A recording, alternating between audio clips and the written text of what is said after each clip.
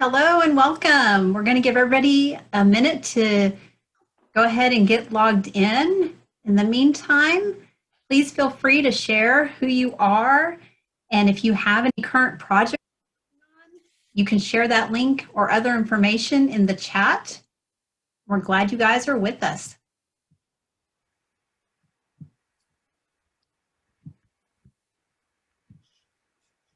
I'm going to turn my Ring Central to Do Not Disturb. We'll get started here in just a minute.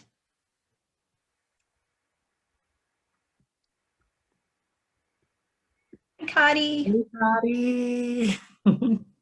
Hey, Gotti.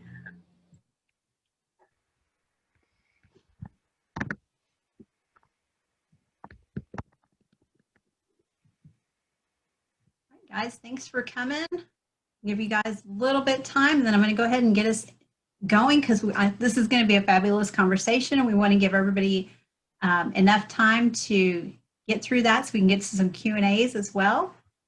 I do want to point that out to you. So we do have the chat open if you want to engage in conversation there, but we do have the Q&A box located down below. If you want to drop in any questions for our panelists throughout the program, you're welcome to do that. They will be taking questions from you guys throughout the program, and look forward to some interaction from you as well. So I'm going to go ahead and get us going. We'll wait to see if other people are joining as well, but I want to get this program on the road. So thank you. Hello. Welcome to this evening's program, Reimagining the Creative Community. When I first approached Robert Frost about this, he's one of our panelists tonight, about doing this virtual alumni program, we started kind of with the idea of the arts industry reopening once again after having it being sidelined from the pandemic. And he rallied for me and found the other 5 alumni that you see here tonight. And the program grew, as these ideas often do, with the collaborative input during our planning meeting. And I'm very excited about their discussion that they have for you tonight. And I'm also excited for your comments and Q&A questions that you'll be submitting for that participation as well. And like I said earlier, if you're working on a project, we encourage you to drop that in the chat with a link to share within our community. So on with our introductions. So first we have Jess Hughes. She's a performer, director, educator, and arts marketer and creator of new work. After she graduated from Southwestern University in 2012, she started acting professionally in theater and film, working on projects with Bridge Entertainment, Austin Playhouse, Hyde Park Theater, Penfold Theater, Dr. Mr. Productions, Austin Shakespeare, Pollyanna Theater Company, Theater in Block, Present Company, Magnificent Bastards, Betworks, Collaboration, and Whirligig Productions. And she recently graduated with her MFA in acting from the Ohio State University, where she's been hired to lecture in fall 2021. She's a member of the Actors Equity Association and represented by Heyman Talent Agency. We also have Robert Frost. He's a New York City-based pianist, music director, and educator. He serves on the voice faculty at NYU Tisch, new studio on Broadway. As a music director and pianist, Robert has worked with a variety of theaters, both regionally and in New York, including Fifth Avenue Theater, New Dramatists, Lincoln Center, Ogunquit Playhouse, O'Neill Theater Center, Brown University, and the Under the Radar Festival Public Theater. Kinsey Keck is an arts administrator and arts educator based in New York City. She currently works as a programming and membership manager for the New York City Arts and Education Roundtable, providing support and professional development opportunities to the New York City arts education community, while also working to improve and advance the state of arts education in New York City through advocacy initiatives. Kinsey is also a theater teaching artist working primarily in New York City schools and after-school programs, as well as traveling to teach theater and devising to students in Thailand and Cambodia. A native Texan, Kinsey received her Bachelor of Arts in Theater from Southwestern in 2010. In 2019, Kinsey received her Master of Science in Education in Educational Theater from City College of New York. Lauren Canuti is an actor, writer, comedian, and improv coach living in Los Angeles. She can be seen in the feature films Golden Arm on HBO, Marvelous and the Black Hole, Sundance, and The Prank coming soon. She was recently hired to adapt a young adult novel into a screenplay and starts production on a comedic short film she co-wrote and will star in this October. Jasmine Renee Thomas is an artist, educator, and mental health advocate in Houston. She holds a Bachelor of Arts degree in Theater Arts and Communication Studies from Southwestern. Starting her professional career as a Teach for America Corps member, Jasmine has a decade of experience working in both educational and arts environments, from classroom teacher to off-Broadway actress to nonprofit manager of arts integration programming. Most recently, she won the title of Elementary Teacher of the Year for Spring ISD. Currently, Jasmine teaches fourth grade English, stars in local theater and film productions, is a private tutor, and facilitates workshops focusing on the integration of theater arts with SEL. And Kirby Crone is an artist and painter originally from Houston, Texas. She received her BA from Southwestern University, her MFA in painting from the Savannah College of Art and Design in Savannah, Georgia. And Crone currently lives and works in the Hudson Valley, where she is in the painting production manager at Jeffrey Gibson Studio. In the past couple of years, Kirby has included her art as a part of a wall of small vignettes featuring local artists, as well as designing a large-scale street mural with the organization Street Plans in Hudson, New York. Most recently, she completed her largest mural to date on a residential building in Sharon, Connecticut. Crone has become increasingly involved in the Hudson community, being appointed a second vice chair to the Hudson City Democratic Committee and using art sales as a means of fundraising for local organizations and businesses during the hard-hitting times of COVID. She hopes to continue to be involved in town politics and brightening people's days throughout her colorful art. So welcome, everyone. I appreciate you being here and looking forward to hearing a little bit about what you were working on when the world kind of shut down, and then finding out a little bit more about the things that you guys have planned to speak with us about. I'm going to go ahead and turn the program over to you. And again, I appreciate you being here. I do want to let everybody know that in the world that we live in, Jasmine Renee Thomas has a rehearsal she's got to get to, so she will be ducking a little bit early out of our conversation. But thank you guys for being here.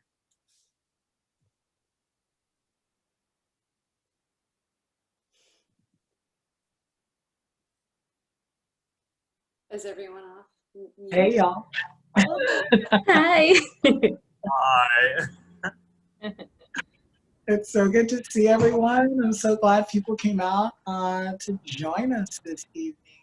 I guess since I have to deck out early, I'll just start with kind of talking a little bit just about where I was at that time. So as you heard, my life has really been both theater arts and education since really at Southwestern, but definitely since graduating from Southwestern.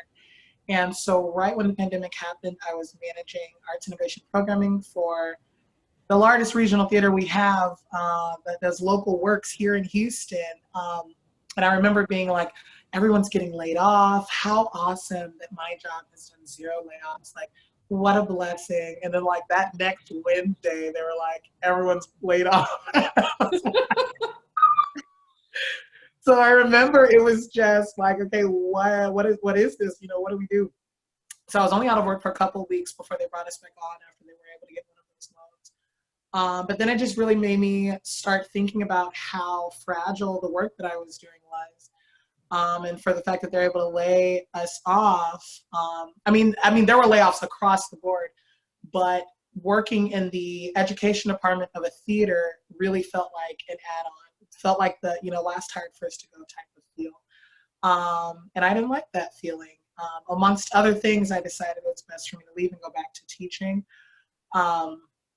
And so I'm teaching full time now, and I don't know if I would have made that leap without the pandemic happening, oddly enough, going back in the classroom with a global pandemic. But I don't know if I would have made that jump to go back. But it also allowed me to do a lot of stuff that first summer with starting my own tutoring company and doing workshops with theater and social and emotional learning. And just starting to be more independent in the work that I was doing and the art that I was doing. So it's a little bit more of a separation between work and my art, but I feel like I'm trying to make the most out of it. So that's where I was when the pandemic began.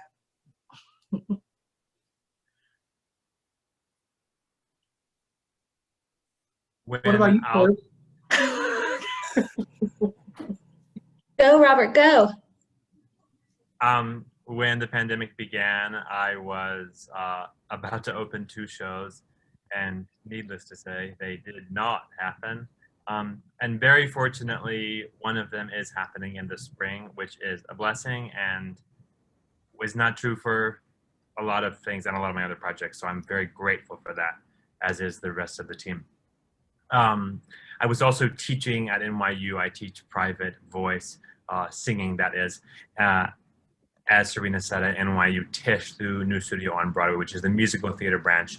And we quickly pivoted the word of the pandemic to remote learning. And so we all learned how to do that for the most part, and continue to do that for the remainder of that semester and for a while after.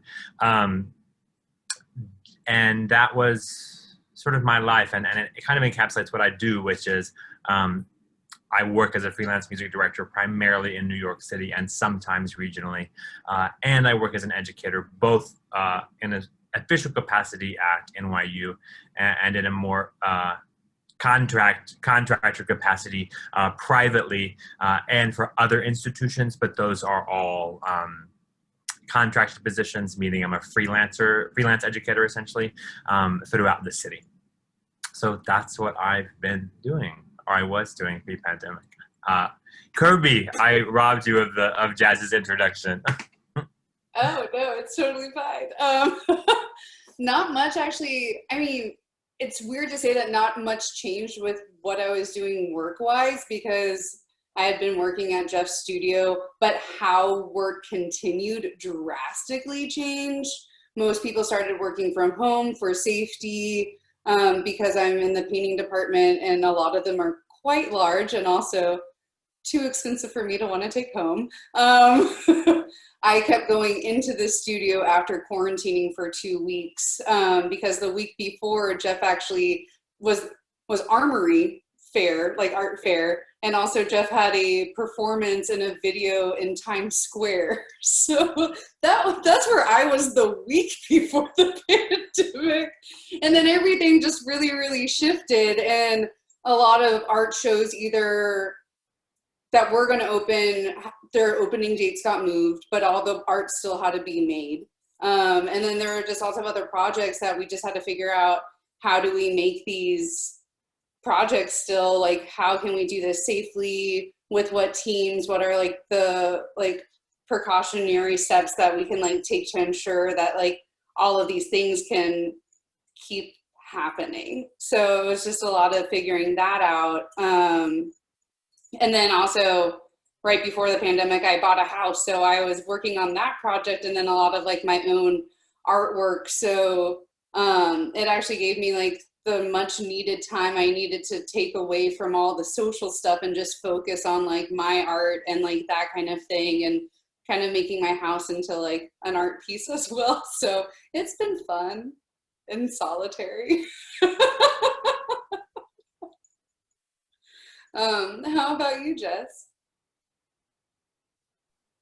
I feel like I was in a similar boat in that I was a grad student, so I was lucky in that I had this stable thing, but how I did it, how we were performing for the past year drastically changed. Past year and a half.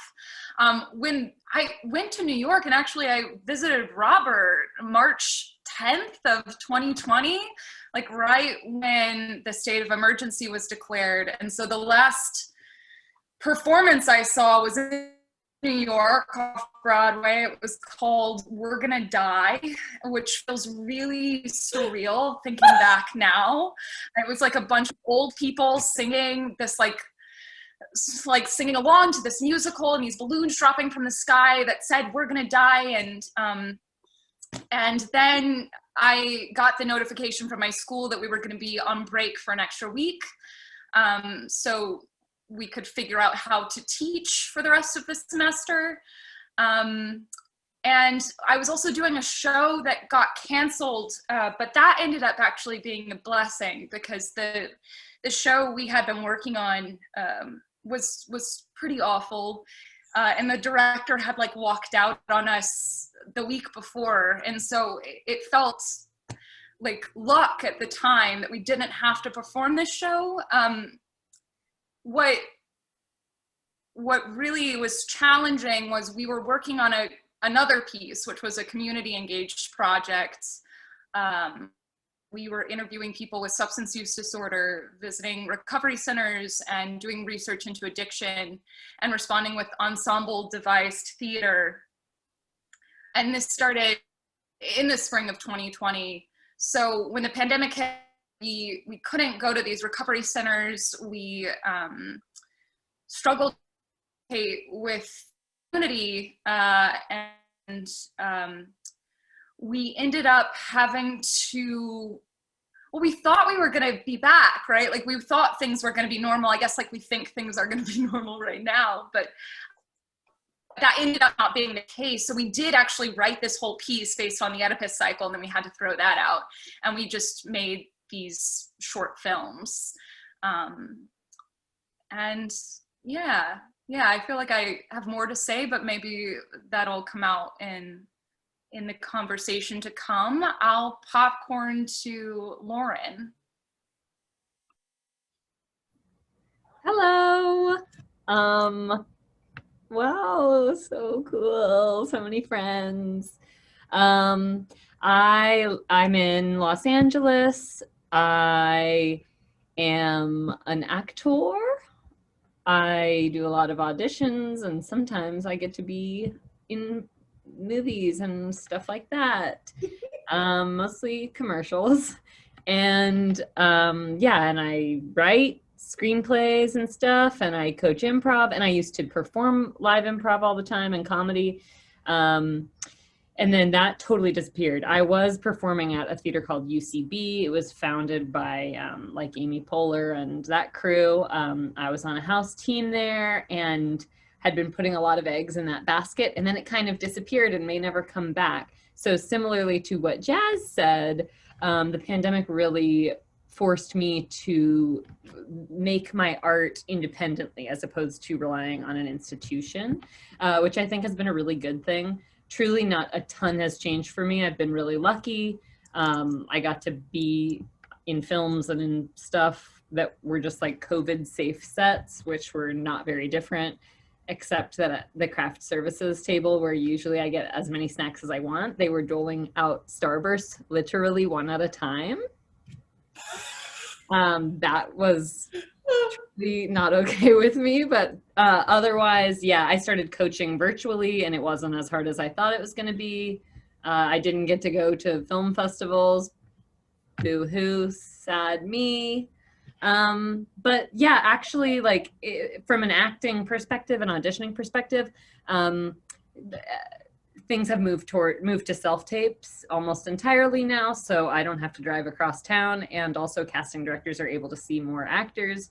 So the pandemic really made me take a look at like,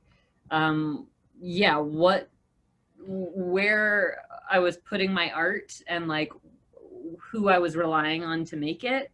And I was able to like kind of tighten that up and bring it closer to me in my little tiny community. Popcorn Kinsey. Thanks, Lauren. Hi, everybody.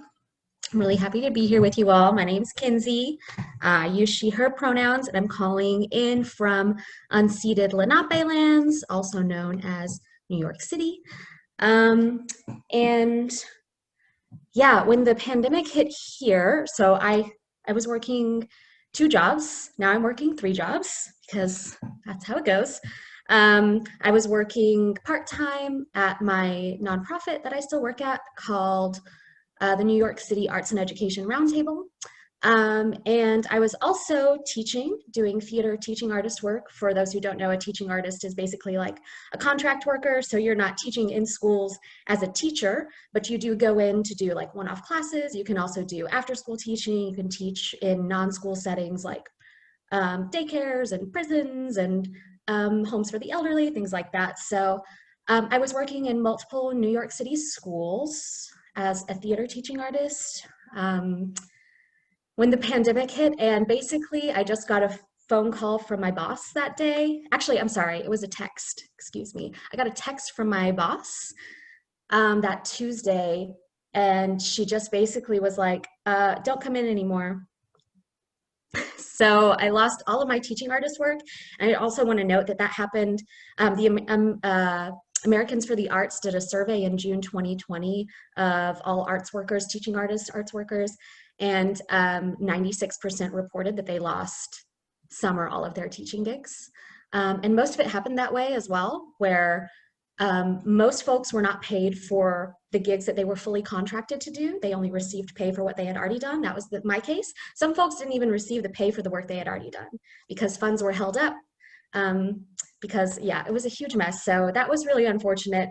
What was a silver lining for me was that the work at my nonprofit sort of expanded very rapidly, because we do lots of work with the arts education field here in the New York City and New York State area. So we were just sort of in crisis mode, trying to respond to all of our community members reaching out for help and guidance during this crisis. So my role there doubled, my hours there doubled, and I'm still working there almost full time right now. And basically we just tried to do everything we could to help the arts community through this crisis, which is still ongoing here. So first we started hosting sort of just these town hall community conversations, like bringing people in. What are your questions? How can we help? What are you experiencing? And we took all the questions that we could to our partners at the Department of Education and other large institutions who were withholding these funds from folks and also withholding information about how we were going to proceed.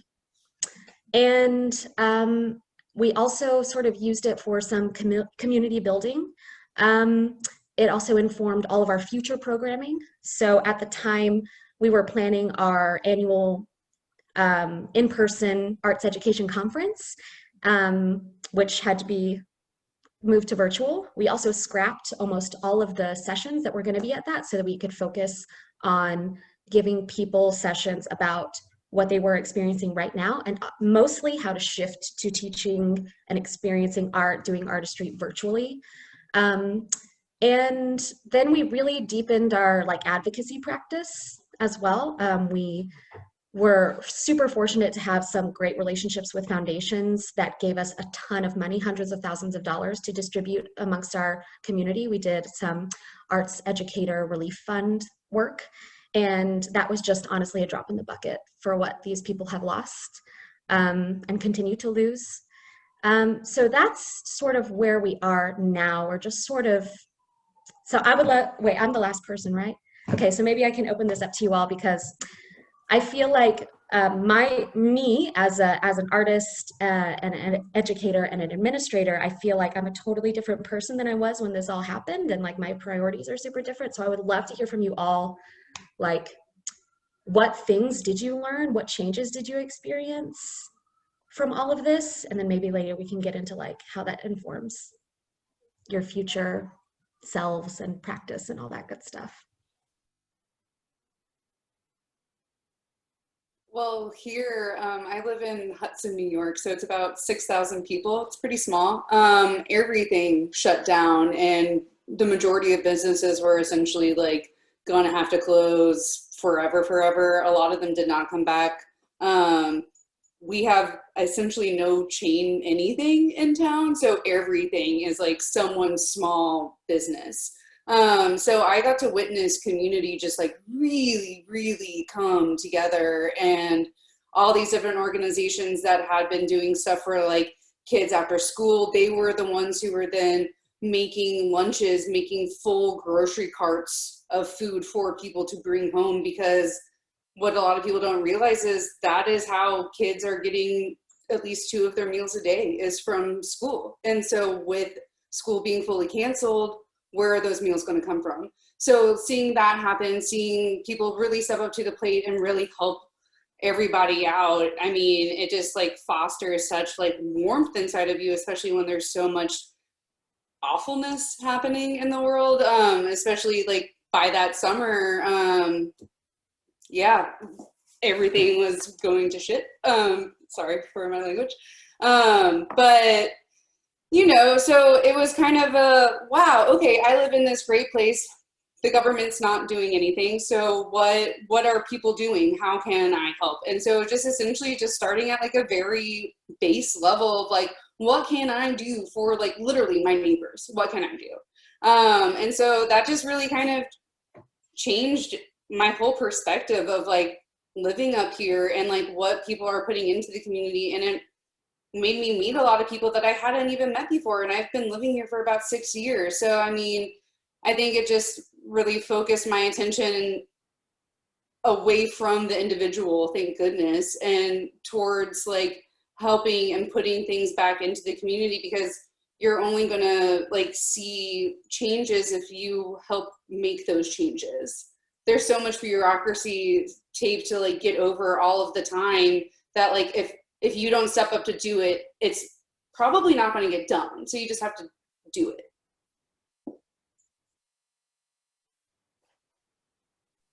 Yeah. Right on. I love that.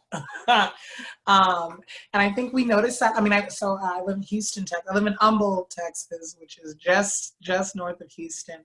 And that's generally where I, live. My house is here. But I think even in bigger cities, we notice that same thing of just people relying on each other. And like you said, it really does make you think about what is the role of the government in the time when we need them the most, because I know a lot of people who were left out of some of the government aid that was coming out that really needed it, But in terms of what changed for me here, I mean, I had been at that job for a whole minute, and when we got hired back on, they were like, okay, we're going to make virtual content. And I'm like, I barely even make Instagram videos. Like, I am so not a virtual content person. And I don't think that, as a trained actor from the most phenomenal undergrad ever, Southwestern University, where I studied stage acting, I don't think the transfer to, it was like, what is a Zoom play, is that film acting? Is that theater? Like, what even is that, So I felt like my skills that I had I was very hesitant to see if they can transfer at first. But I had to learn more about virtual content for my job. And then when I finally just quit and started doing my own thing, it was all these games that I play. So I also am was a teaching artist like Kinsey. And I managed teaching artists. And so when everything shut down, I was one of those people asking the questions why aren't we paying them? I was salary. I worked for the theater. I was getting paid. Why aren't our contract workers who had dozens of residencies coming up, why aren't they getting paid, But so we're looking at all that kind of stuff change, and I started to think how can I transfer those things to in the virtual, in this small screen. And it worked so well. I mean, it just took more planning to know what activities can you make work. But a lot of what I do is very focused in social and emotional learning and mindfulness. And so it's this is impossible. Everything I do is about connection. Everything I do is about connection and closeness. I specifically, right before everything happened, I was going into schools and I was working with their students that are in the most trauma. So these are kids that have experienced massive loss, experienced homelessness, experienced parent incarceration. And so these kids are the troublemakers at school, and they're the ones that are getting over and over getting an in-school suspension.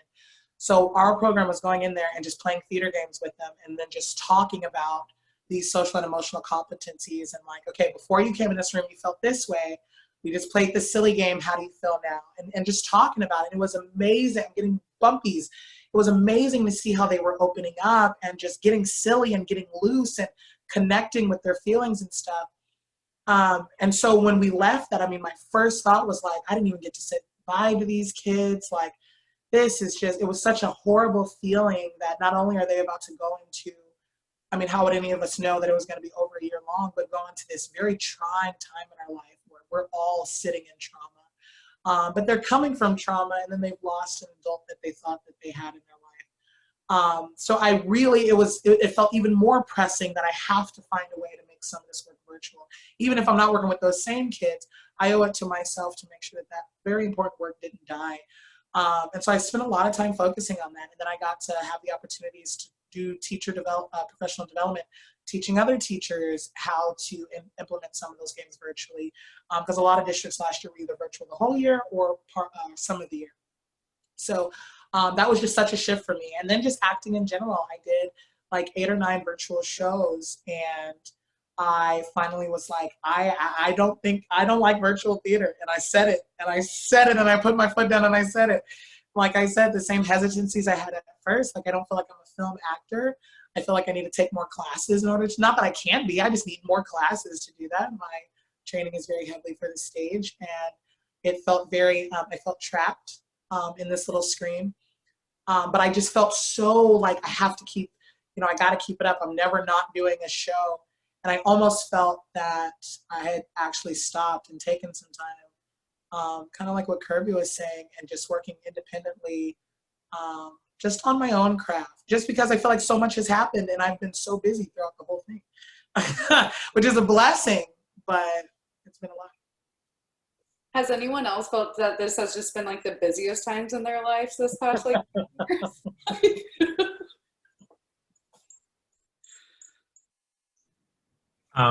I like to respond in a lot of what you said, and from the introductions too. I think about priorities and like realizations, which is that like corporations are not communities. And so what I mean is like I work for lots of corporations. I'm not going to get into what we define as such or what I define as such, but they're not communities, and they don't often, if you're a contractor and if you're salaried, they do not have your best interest at heart. So that I knew that to a degree. I knew that like intellectually, and that I really knew that, to Kinsey's point, because I would say 60% of my income comes from contract work. So like tax-wise, that's like 1099 work, right? And I already know going into that that's a fragile ecosystem in terms of protections for myself as a worker. I signed that contract, and I know that because I'm not salaried under the company. They don't really owe me anything, and I agreed to that because that's the ecosystem that we work under and where a lot of my income comes from. So corporations are not communities.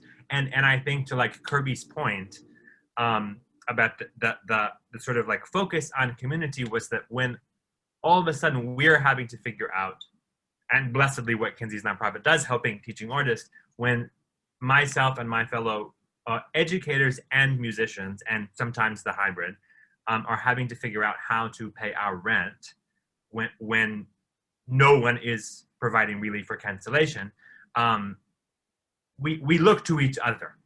We look to each other when we say, oh, did you hear about this? You can apply for this, and actually you can, what are the ways we can get into the system, and that you found, oh, you can get $1,000 from over here, and oh, you can, this agency has some relief if you were like on a contracts job. So those were the reasons, like those were the people, that community was the reason like we all financially made it through to some degree of that first summer in particular, from my experience, until we got some kind of foothold on what the next job was. And I found that to be like a remarkable source of revitalization for my spirit of like, oh, these people actually really care. We care about each other, both in terms of thank you for helping me and how can I help my community, right? like that cycle is like very real within the community of artists, and for that I'm eternally grateful. And that's individuals that make up that community, and that's not corporations, and it's not institutions. Institutions help sometimes when they're designed, but the ecosystem and like the way it's structured, we're talking about like how do we get money out, like Kinsey's saying, it doesn't always work quickly, and it never works quickly from an institution. Bureaucracy slows everything down. Correct. So yes, community, it slows everything down. Not community, what Kinsey said. I mean what Kirby said. That's a priority for me. And then to Jazz's point, I think like, like not a film actor, I'm not like an audio engineer. Like I don't know how to do all that, and I didn't sign up for it. And I think what that led me to, because people were trying to operate under the same models to create a similar set of, in terms of theater and music, performances and recordings, without any extra operating budget, and in fact with a lack of places, studios, theaters. So the expectations for the artists were that you could pick up an extra set of skills and were interested in that, and that you would do that for the same or a less amount of money. And I think like as an artist, when normally curiosity might lead us there, like force of circumstance led us there, and that actually sort of made me feel bitter about the like process of creation and set of expectations. And so it really made me say, okay, I have agency as an artist to say, I actually am not interested in that, even if it's a paycheck, because that's not where my curiosity or my passion lies, and my skill set, frankly. And I don't want to learn that. And it is hard. That's part of, to me, like a smaller part of the trauma, which is like, I'm having to adjust to like tampering, like feeling like I'm not curious when that's not the reality of the situation. I'm curious about a lot of things, but I'm combating a heightened sense of expectations with a lowered sense of financial payback, which is unfortunately the system under which we operate. So coming out was like, oh, I am empowered now to say, that's okay, I'm not interested in that. And if that means like I have to go on unemployment again, that's okay. That's what the system is there for, to help me in those circumstances as an artist. And that's like kind of a nice thing to know. So that's where my priorities are, and that my journey in response to what you already been talking about. Just bouncing off of that, I mean, self-care became such a huge priority because there was so much outside of our control, but also I just recognized in this moment, like Robert was saying, that there were things within my control where I had been giving up control because I thought I needed to do this job or be in this class. And I felt incredibly disembodied when we went online and had to do these virtual performances. But it also woke me up to the way I had just become disembodied because of trauma that I had been experiencing and living with. And so I took advantage of the time to get my yoga certification. My school had money for that. I just applied for all this money to do extra training so that I could really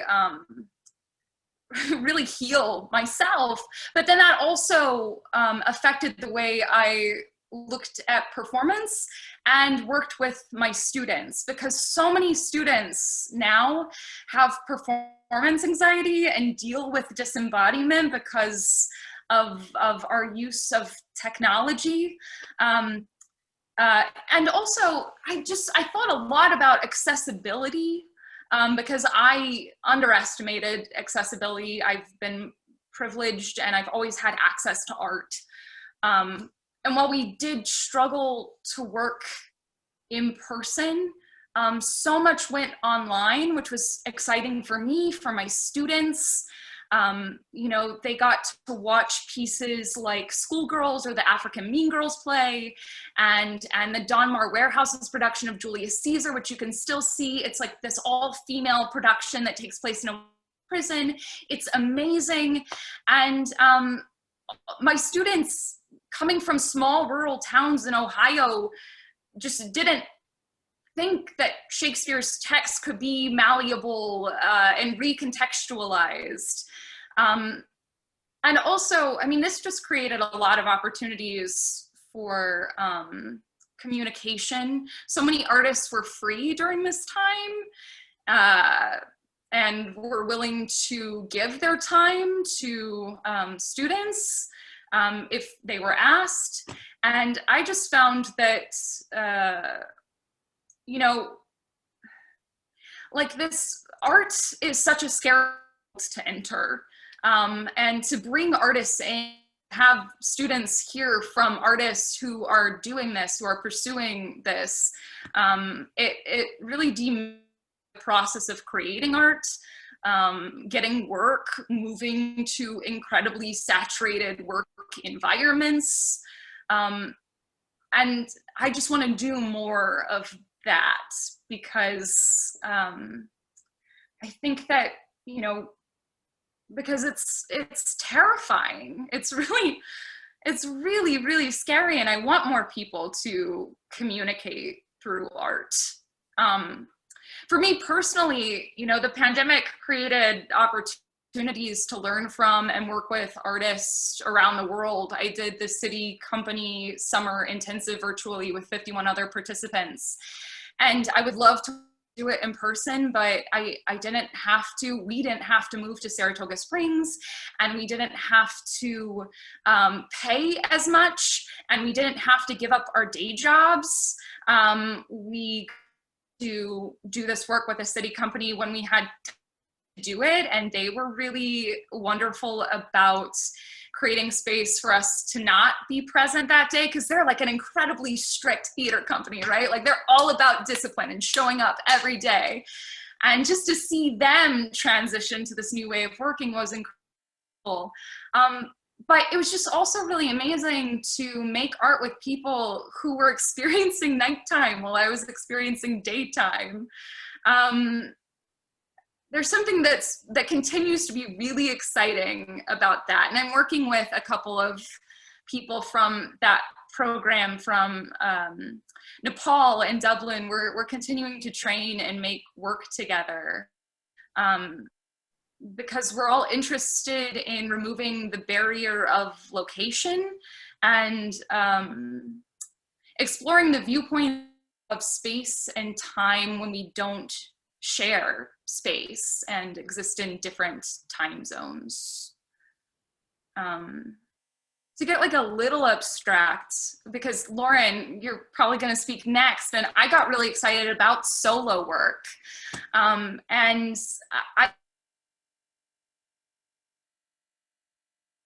Uh-oh. Just use an action. And I also want to shout out while she's frozen, we're clocking the people bringing up questions in the chat, and we'll come around to those. Okay, also while she's frozen, super quick, I'm gonna have to leave soon, but I see your question, Laura. I don't want to cut Canuti off. No, I don't have anything. Okay, if Jess goes back, I'll stop. But super quickly, so the way that I approach social emotional learning is from the CASTLE framework, the Collaborative for Academic, Social, and Emotional Learning. I got to present at one of their international conferences when I was still working for the theater. I got to attend another conference. It has completely reshaped every relationship I have, how I teach, how I view the world, and how I do my theater. My whole job was to take in all this information and think about, as a theater artist or as an actor, girl, I love you. Thank you, Keckers. How can that make sense for me? And so there's these 6 competencies that starts with the self, and then it goes outward. And so talking about self-awareness, so that's, as an actor, you have to say, okay, I am present, I'm in this space, I take up space. And then self-management, I am in control of what my fingers do, of what my body does. And then going on to social awareness, oh, I'm not the only one here, there's other people on stage, I exist within a community. And then relationship skills, now that I'm on stage with these other people, what are my relationships with all of them? and ultimately, sorry, there's 5 competencies, not 6. And then ultimately responsible decision making. So then it goes into my tactics. And so when I'm teaching young actors this, and I had the awesome opportunity through another alum, Alexis Getty, to work with the Texas Thespians Festival, which I remember attending in person as a kid, and getting to take them through that journey and just seeing young artists like brains just and really get in touch what it means to be mindful about their art. And of course, you know, high schoolers love to be deep. Middle schoolers love to be like as deep as possible. And it was just such a safe space to do that. And it felt so good. So that's how I approach integrating SEL in theater. And it's different every single time with every single group because it really depends on the experiences that you're bringing to the table. I love you all. I have to get to rehearsal. Have a great rehearsal. Thank you Yeah. so much. Love you, Jazz. Bye. Jess, you just cut off when you were about to toss it to Lauren with a question. Well, you We said got solo. everything and you were like, Lauren, you're probably going to talk next. Yeah, speaking of things outside of our control, technology. I was going to talk about solo performance and solo work because that's something that I became really interested in as a way to explore specifically what I'm interested in, right? It's all about me and my thoughts and feelings and questions. And it was also a space that I felt like I could break rules there. I don't know, to get a little abstract, like partner with time and space and like the elements that I need like other humans in the room to make work. So I wanted to send that your way to just answer the question, but then also talk about like what it was to work solo.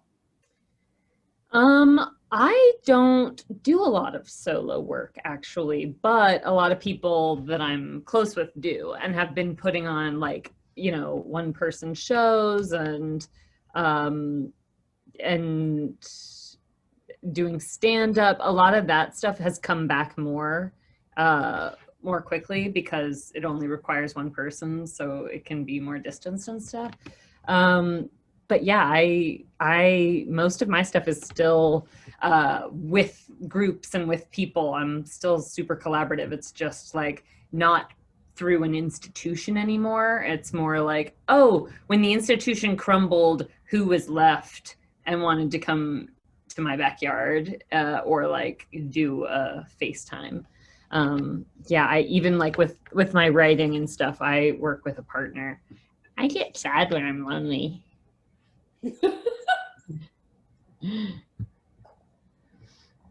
Yeah.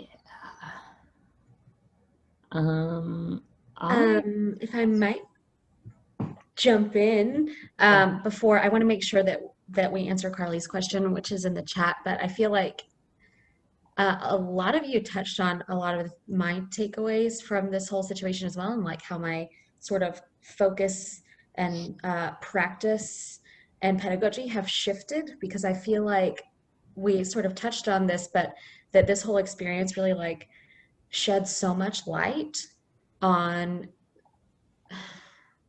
our personal processes, the way that we do things, but also, you know, in our work lives and things like that, like the sort of inequities that exist, particularly to Robert's point, in our structures and institutions, which has just become like a central sort of pin in the way I think about everything I do now, whether it's education, artistry, self type stuff.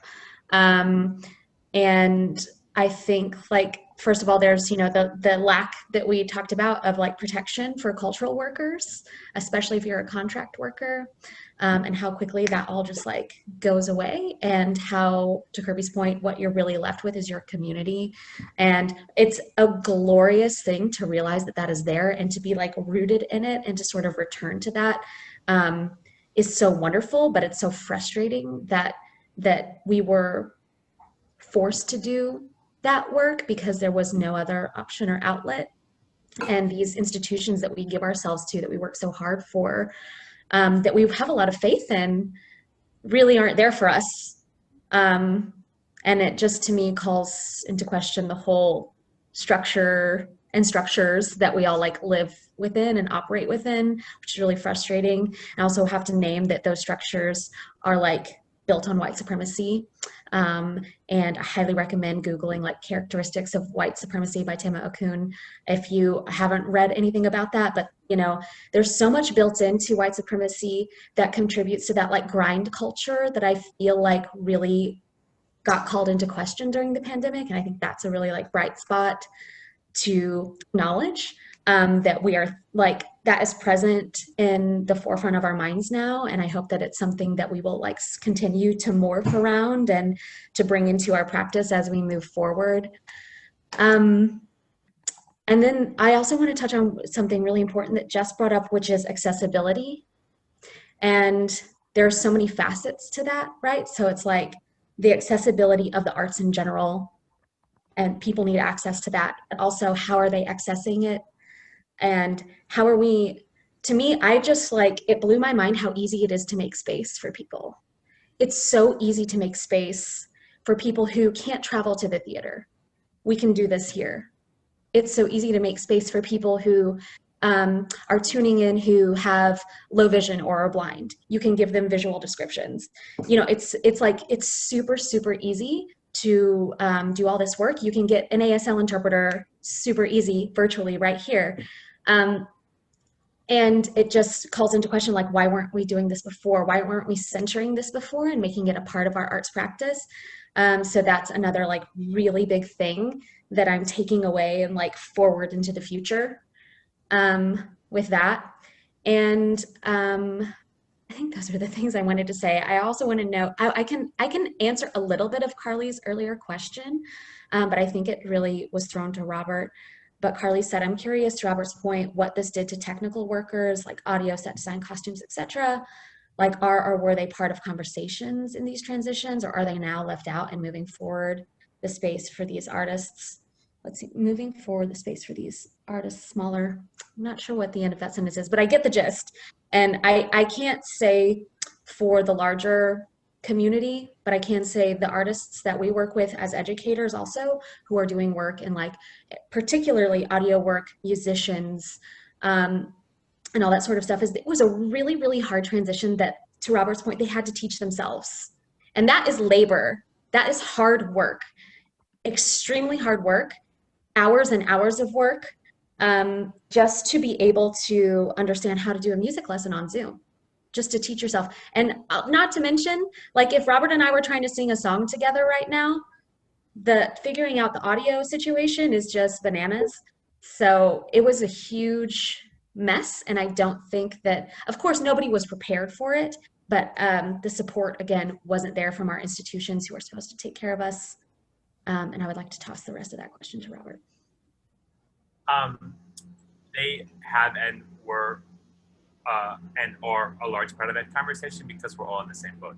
Where they looked out for as much in the very beginning, it didn't feel like it. I'll just be very frank about that. But they were, I think, within their union, IATSE, so that's at large, I would say, and SDC.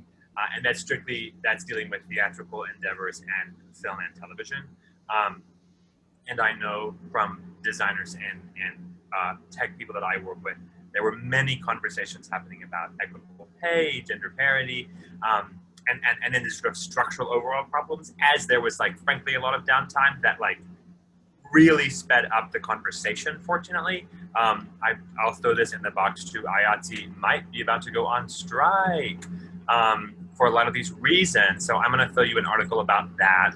And I think, Carly, to your question too, like, every sort of like individual specific part of the like larger discipline of the performing arts was dealing with like a lot of separate issues about like whether it be about accessibility or like how the system was structured. And I think those larger conversations and more micro conversations were happening between like the specific disciplines and also like within the larger community.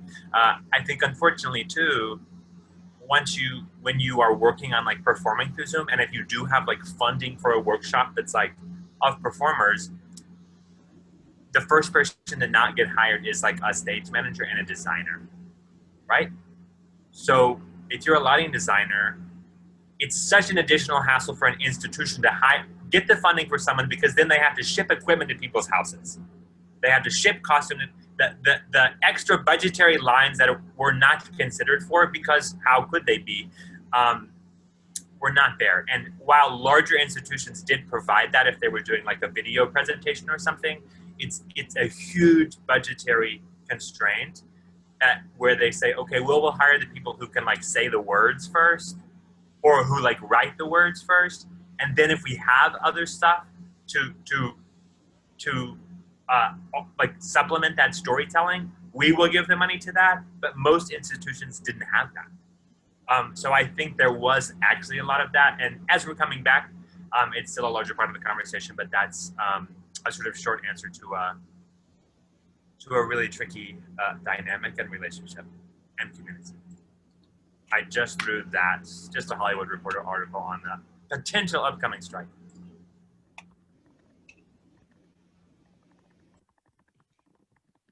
Well, guys, this has been a really great conversation. I know that the conversation could continue to go on, and I hate to be the one to interrupt it. I really do. But in the respective time, I do want to give our panelists an opportunity to leave you with some final thoughts. So I'm going to let them do that, but I do want to thank each and every one of you for the time that you've given to this program. I have really enjoyed being able to be witness to it and to listen to everything that you've had to say. And thank you, audience, for tuning in and for your comments and your questions. With that, I'm going to go ahead and let them leave you with some final thoughts, and thank you for participating today. Thanks, Serena, for organizing all of this, and Robert and Kinsey and everybody. I don't know what to say.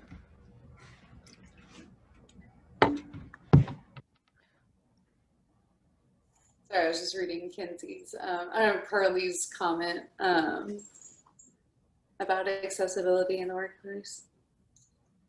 Very, Yeah, I very. think the pandemic just truly highlighted a lot of issues that were happening, and there's been a lot of good from it. I think the accessibility issues are such a huge one, and yeah, I think it's made a lot of art more global and more accessible. So pretty cool. Yeah, art fairs moving online was really crazy, and it did allow for more accessibility for that kind of thing, but also it's very different to view art on a screen versus in person. A lot is lost, as I'm sure it is with theater or any kind of like art medium that's not specifically made for the screen. Like, you are going to be missing like a pretty big aspect of the interaction because it gets flattened.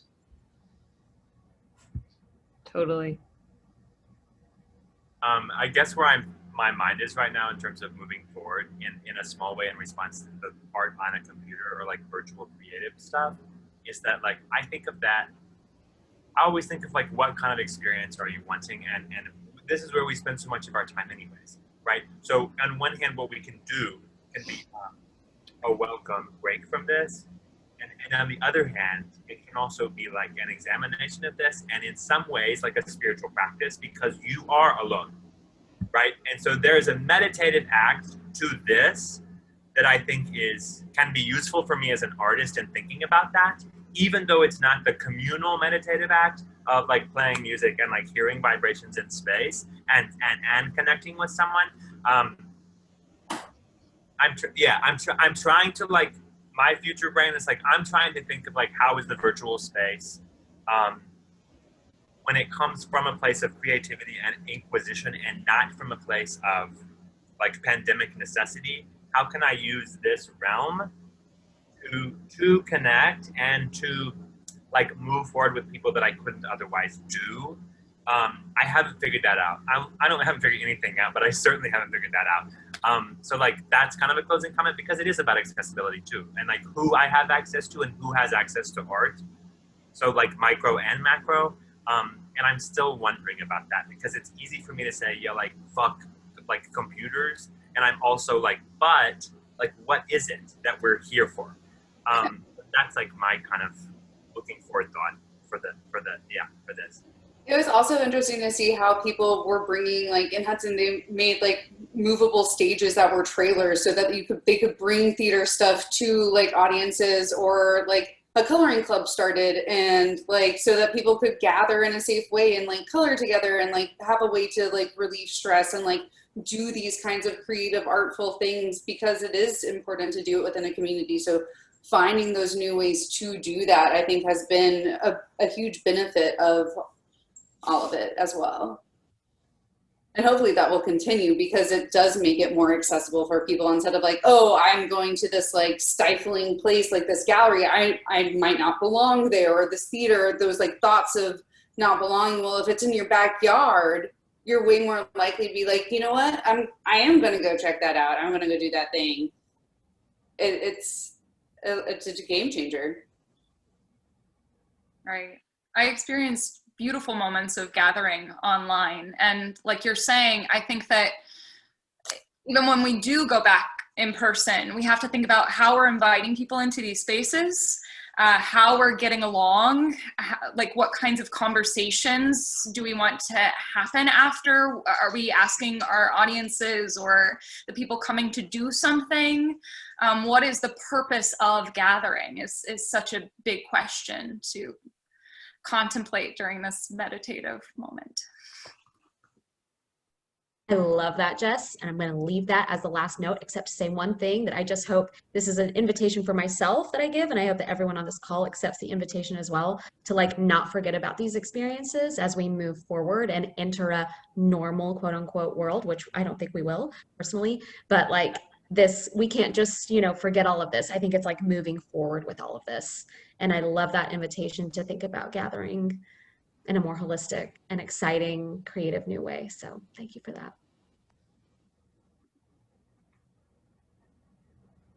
Right. Well, thank you again, everybody. And this is being recorded, so it will be up on our streaming website in just a couple of days. So thank you all once again. Have a good evening. Ciao. Ciao, Betty.